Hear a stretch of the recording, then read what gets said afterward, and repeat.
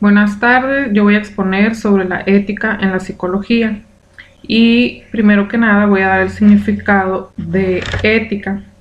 La ética está relacionada con el estudio fundamentado de los valores morales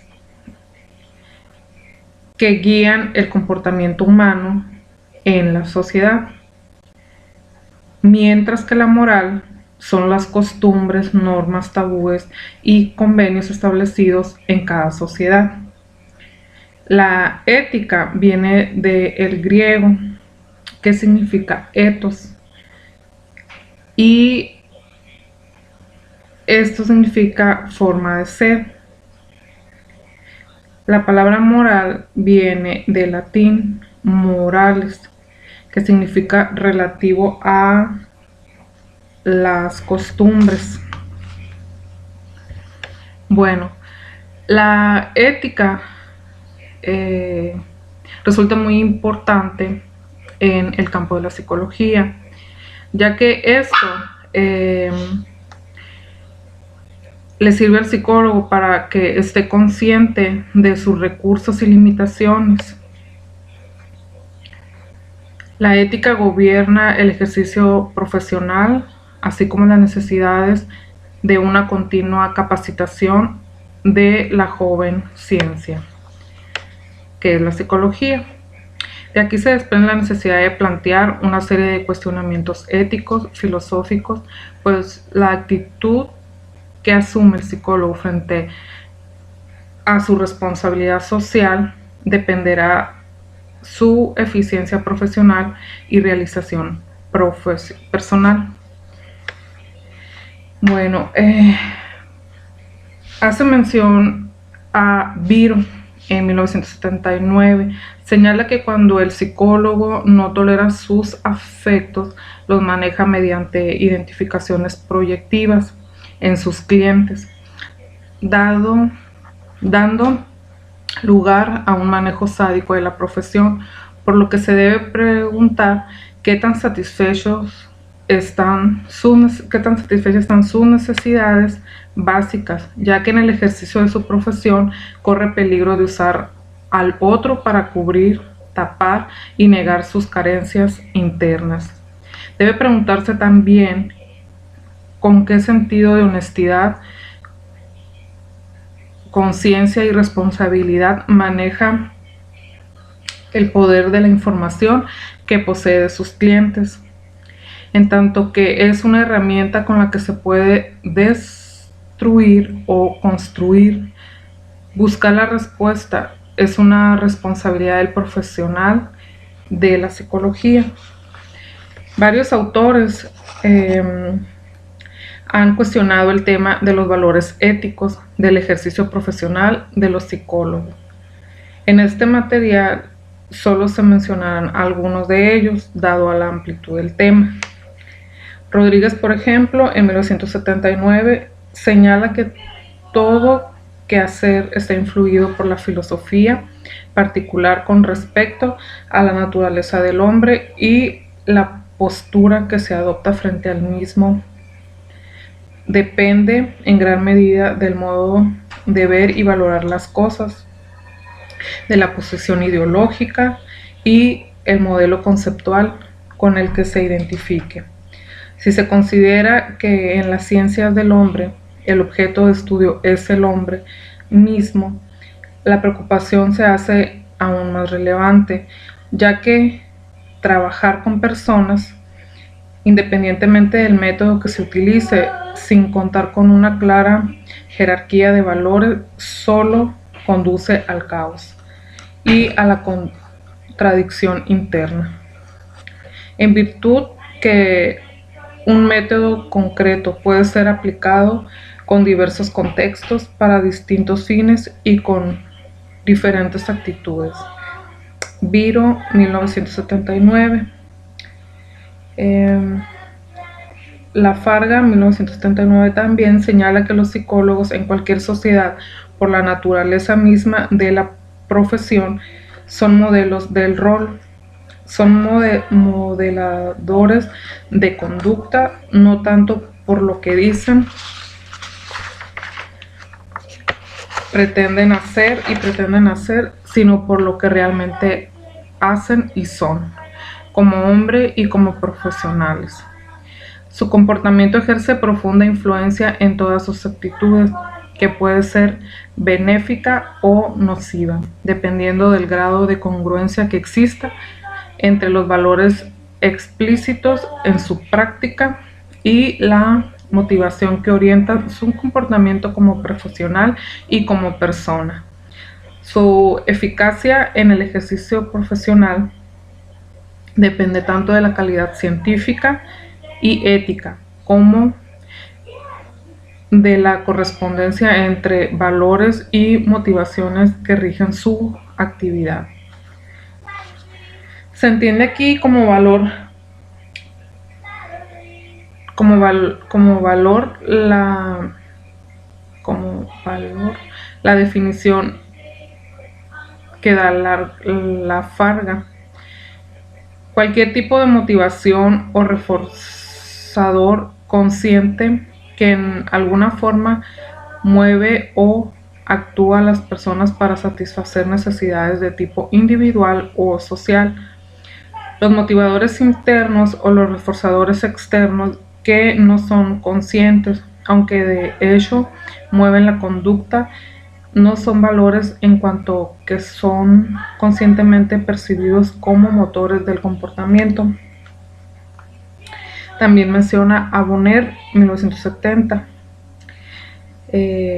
citado por Rodríguez en 1979, da la siguiente definición: los valores son al mismo tiempo preferencias o actitudes personales y normas o imperativos culturales. Como preferencias personales o actitudes se encuentran profundamente enraizados en las necesidades del individuo. Como imperativos culturales se refiere a las presiones y normas que hacen que la vida diaria del hombre sea eficiente y satisfactoria, si han sido adecuadamente asimiladas e internalizadas. El psicólogo se había visto obligado a ejercer su criterio de acuerdo a un código ético personal, lo que por desgracia ha dado lugar a charlatanerías y abuso del estatus profesional. En consecuencia, es necesario que el psicólogo mexicano cuente con un sistema de valores claros, explícito, no solo personal, sino también como profesional. Sin embargo, hay que tener en cuenta que los esquemas de los valores representan lo más íntimo y particular de cada individuo, como son sus creencias y la manera de sentir y percibir su experiencia y las de los otros seres humanos. ¿Cuáles serían entonces los lineamientos a seguir para concientizar al psicólogo en la formación sobre la importancia que tiene una orientación ética en el ejercicio de la profesión, ya sea en el campo clínico, educativo, industrial o en la investigación científica? Esos lineamientos se pueden establecer de dos maneras. Por un lado, a través del autoconocimiento, que no puede limitarse al descubrimiento profesional del fenómeno de la identificación del observador con lo observado, sino que significa darse cuenta de los valores de una persona. Provienen de las etapas tempranas del desarrollo, al igual que el de lo profesional que se adquiere en las experiencias de aprendizaje durante los años formativos, en sus primeras vinculaciones en el campo de la psicología, y en ella se basa la información posterior de la identidad profesional. Por otro lado, en el contexto social se debe generar conciencia sobre el uso del conocimiento para ejercer poderío. del uso de los avances de la psicología para someter a los individuos a un régimen político determinado.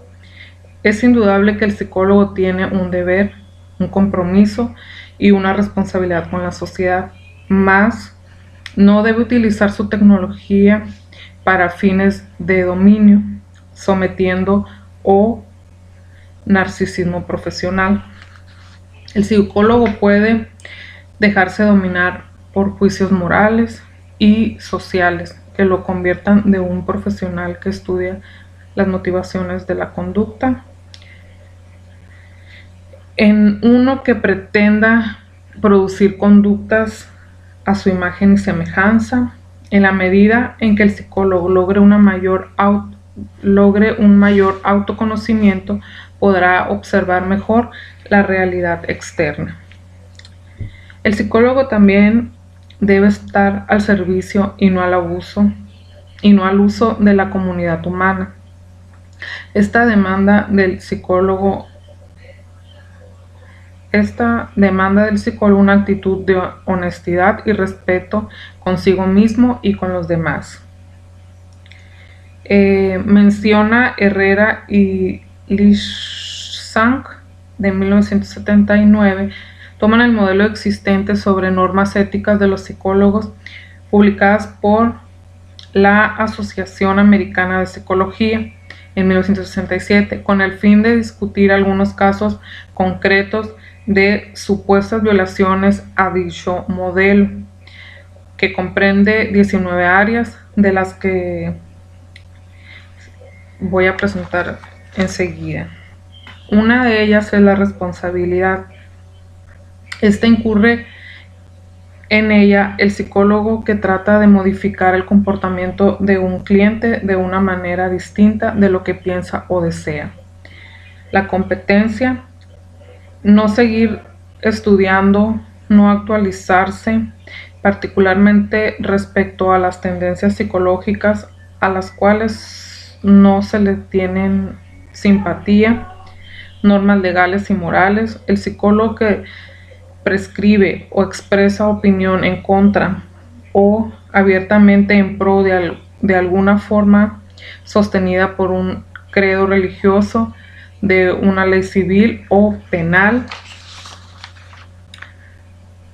tergiversación de la información sobre sí mismo. El psicólogo que anota en un círculo vitae doctor sin haber obtenido el grado, profesores o instituciones universitarias que otorgan grado a alumnos que padecen obvios trastornos psicológicos, declaraciones públicas, expresar actitudes y opiniones destructivas ante corrientes que se consideran antagónicas a la propia.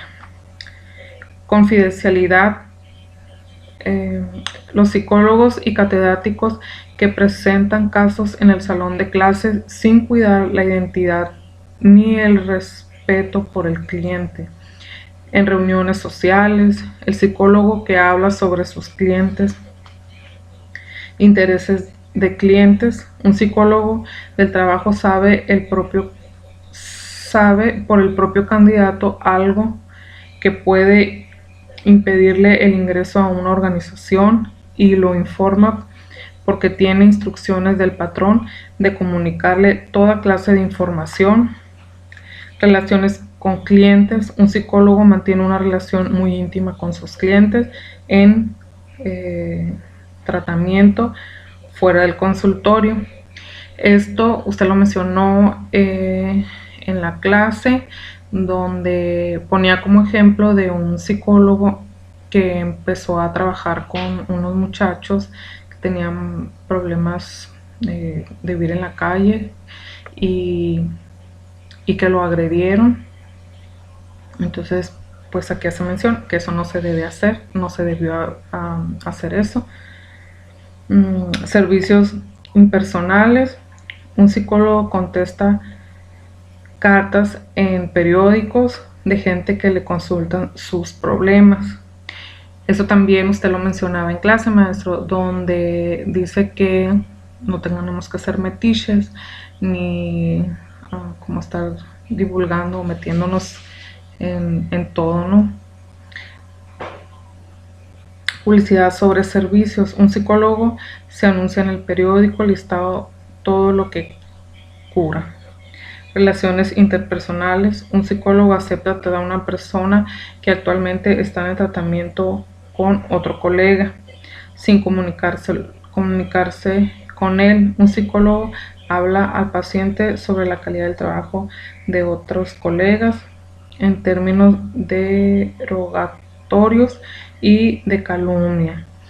Eso también usted lo ha mencionado en clase, que para que un cliente o usuario, más bien usuario, usted lo mencionaba, que se va a ir con otro colega cuando uno no tiene la capacidad o que no puede manejar la situación con ese usuario, se hace un documento donde se especifica lo ocurrido, cuando llegó, o sea, dándole información, igual para recibirlo, que tiene que llegar esa información a las manos del psicólogo que se va a hacer cargo de ese usuario. Relaciones interpersonales, ya. Horarios. Un psicólogo sugiere a las personas que atiende en una institución donde presta sus servicios que lo vean en lo privado, cobrándoles por este servicio. Eso también lo ha mencionado, que se tiene que dejar en claro cuánto es el costo por la consulta y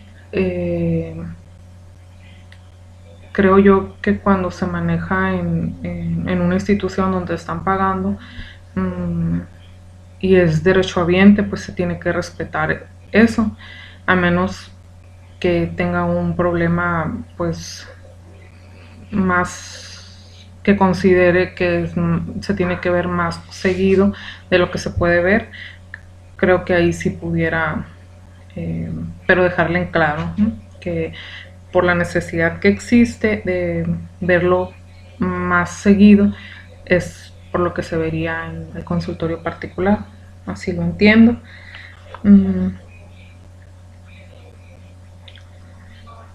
Protección de los test. Una empresa que vende test en forma indiscriminada, el psicólogo hace del conocimiento del público el contenido de los test psicológicos. Interpretación de los test. Un psicólogo hace estudios psicológicos sin conocer ni la confiabilidad ni la validez de sus instrumentos. Eso también ponía un ejemplo de cuando los policías, que no estaba apto que el policía para portar un arma y que le pedían los resultados y usted pues dijo que no, porque no es ético darle los resultados a quien sea pues que se los pida. Publicaciones de los test. El psicólogo publica una prueba sin especificar su diseño, población a la que va dirigida, limitaciones, etc. Precauciones en la investigación. Los sujetos no son respetados al grado de abusar de ellos en investigaciones de laboratorio, el uso de drogas aún con las debidas precauciones. Crédito en las publicaciones. Un investigador publica resultados de su trabajo sin mencionar a sus colaboradores, publica o cita como propios datos de otros investigadores. Responsabilidad hacia la organización. Un catedrático se ostenta como tal sin cumplir con la institución para la que trabaja y hace uso de cargo para fines personales. Actividades promocionales. El catedrático asigna y obliga al alumno a comprar el libro que es autor con fines de lucro. Bueno, la Farga 1979 considera algunas sugerencias ideales para la formulación de un código ético para el psicólogo. El psicólogo es un científico, un técnico, un profesional de promoción del comportamiento, pero es ante todo un ser humano, un hombre, una persona que crece y se desarrolla en un país rico en reservas humanas y en recursos naturales, pero víctima de tensiones. Es ante todo un ser humano genuinamente interesado en su propio desarrollo y en el crecimiento armónico e integral del individuo y de sus grupos. Valora la honradez y la sinceridad como actividades personales y como método de trabajo. Es capaz de establecer relaciones interpersonales cálidas y profundas y encontrar compromisos estables. Está suficientemente preparado como científico, como técnico, y valora la actualización constante, trabaja con sinceridad sobre hipótesis corroborables por la práctica y la experimentación, mantiene una actitud abierta a todas las corrientes, es científico por el cuidado de sus observaciones y registros, por la claridad en la formulación de las hipótesis explicativas y por la metodología rigurosa para poner las hipótesis a prueba y no derivar conclusiones que generalicen más allá de lo que permitan los fenómenos observados. Valorar la confidencialidad y el respeto por la información personal recibida de su clientela. No hace del lucro exagerado un objetivo personal. Está abierto al cambio social y está consciente que él es un factor del cambio social. El Departamento de la Psicología de la Universidad Iberoamericana publicó un folleto con la forma ética para el psicólogo que se transcribió a continuación, tal como se publicó. Estos principios se derivan de la ley natural, sirve de normas para la solución de los problemas que se presentan en las relaciones de psicólogos con sus clientes o con otros psicólogos y con el público en general. El psicólogo debe recordar que anteriormente a su calidad de psicólogo, científico y profesional, es hombre. Como hombre está sujeto a la ley natural.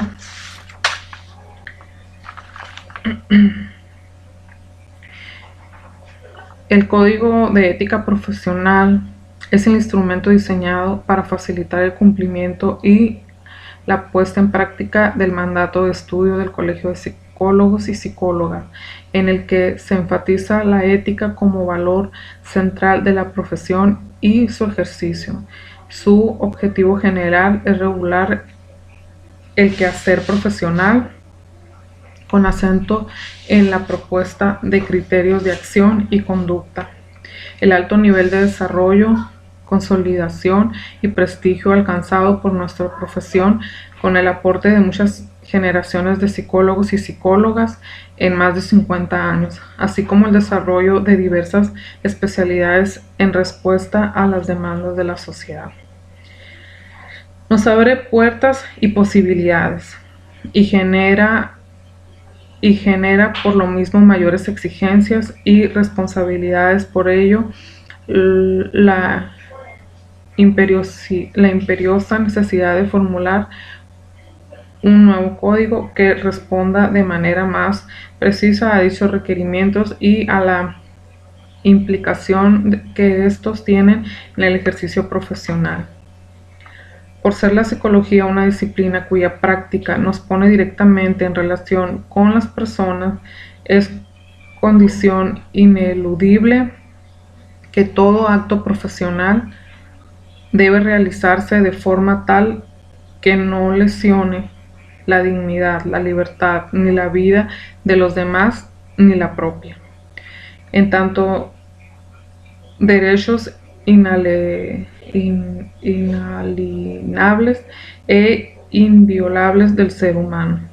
Esto supone que su práctica habrá de sustentarse en conocimientos válidos para el nivel de desarrollo actual de la psicología y en principios éticos que resguarden tales derechos. Estos dos aspectos constituyen una totalidad claramente integrada al momento de asumir que el ejercicio de la práctica profesional es quehacer destinado a favorecer el desarrollo humano, individual y colectivo.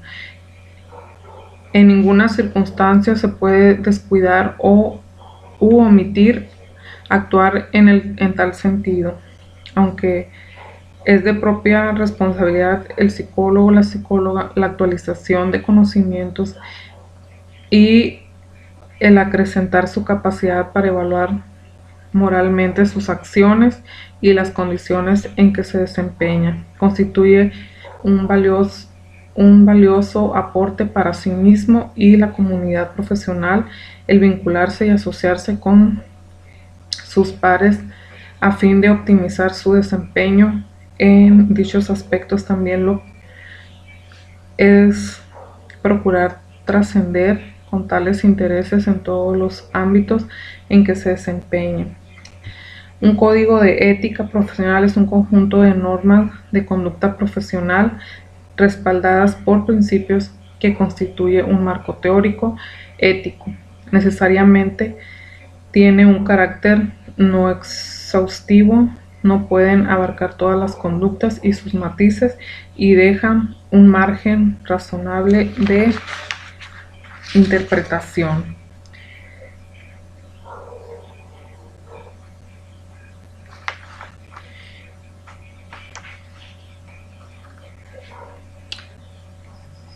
Voy a mencionar un glosario de este mismo documento.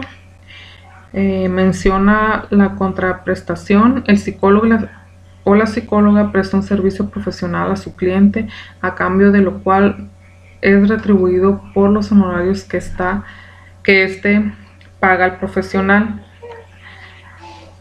El secreto profesional, la confiabilidad, antecedentes diagnósticos, antecedentes clínicos, pronósticos, terapéuticas y otros antecedentes científicos relacionados con el paciente en la atención profesional del psicólogo o la psicóloga están protegidos por el secreto profesional, el cual constituye un derecho para el paciente y un deber para el psicólogo y la psicóloga. El secreto profesional perdurará para siempre, salvo las excepciones taxativas del Código de Ética.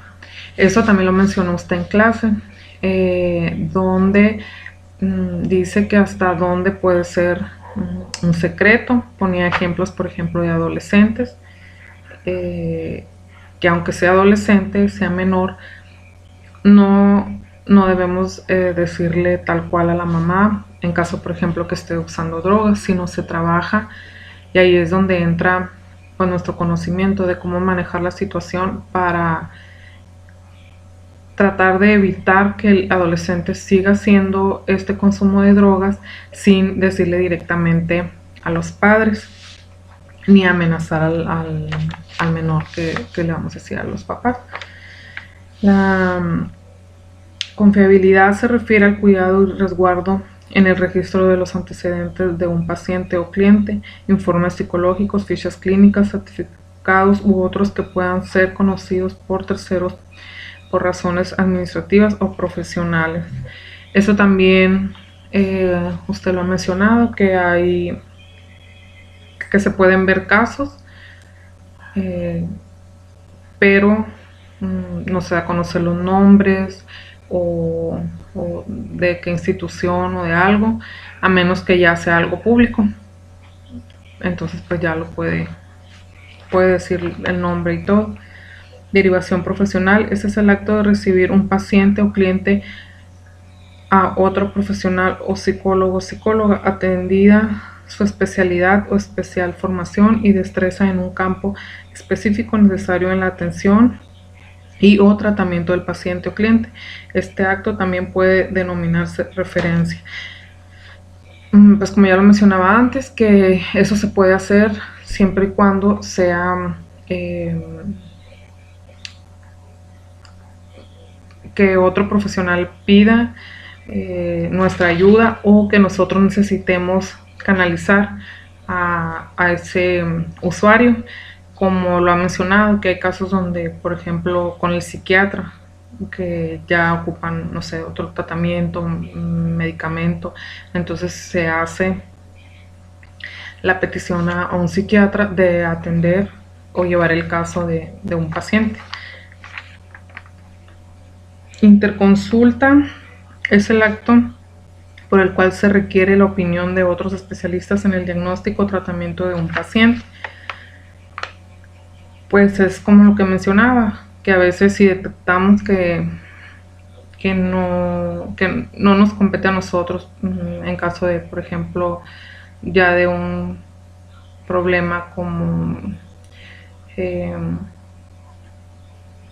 esquizofrenia o algo así, o sea, que nosotros detectamos esa situación, pues nosotros no podemos tratarlo y por ética tenemos que pasarlo con un profesional, ¿no? Supervisión es la actividad profesional y o docente en que el alumno o colegas ponen en consulta sus dudas sobre su actuación profesional respecto a una persona o grupo frente a otro que para estos efectos desempeñan el rol de supervisor. Relaciones profesionales es la que tiene lugar entre el psicólogo y su paciente o clientes a partir de un convenio de atención profesional. Consentimiento informado es la libre expresión de la voluntad del paciente o cliente para aceptar el uso de instrumentos de diagnóstico o tratamiento en fase experimental previa información veraz, precisa y detallada por parte del profesional correspondiente respecto de la naturaleza de dicha atención profesional y de sus consecuencias, alcances y riesgos. Pues ahí creo que por ética siempre se le tiene que informar al usuario qué es lo que se va a hacer o qué es lo que se le va a aplicar, para qué es. Nunca, solo lléname esto o dame esta respuesta. Siempre tiene que haber una explicación previa y hablarle de la confiabilidad o para qué lo estamos o para qué lo vamos a utilizar. Información privilegiada es la información que el psicólogo o la psicóloga solo ha podido obtener como consecuencia de la atención profesional a quien o quienes por su especial ubicación en una fuente de información tengan acceso y hayan revelado al profesional antecedentes reservados que de otra forma éste no habrá podido obtener y cuya utilización pudiera provocar daños a terceros. Bueno, pues creo que ahí está, ¿no? Así a grandes rasgos todo lo que usted nos ha explicado y pues lo que yo entiendo por la ética, pues es el cuidar todo lo que conlleve a afectar a mi profesión o a los colegas, ¿no? Con el comportamiento, con las actitudes y siempre tomar en cuenta eso, que por ejemplo, si yo estoy teniendo un problema de divorcio y estoy atendiendo a un usuario que está en ese proceso, entonces si yo tengo que tener la ética profesional de no lo puedo manejar y pasarlo igual a otro colega, o siempre tener cuidado en el qué decir o la información que damos. Y usted ya lo mencionaba en la clase, el no andar metiéndonos en cosas que no nos llaman. Si nos requieren nuestro apoyo, nuestra ayuda, pues claro, brindarla, pero siempre esperar, ¿no?, que el otro no nos pida la ayuda o buscar la forma sin decirlo así directamente. Y muy en particular, por ejemplo, que habíamos hablado de la maestra que había salido en el video y todo esto.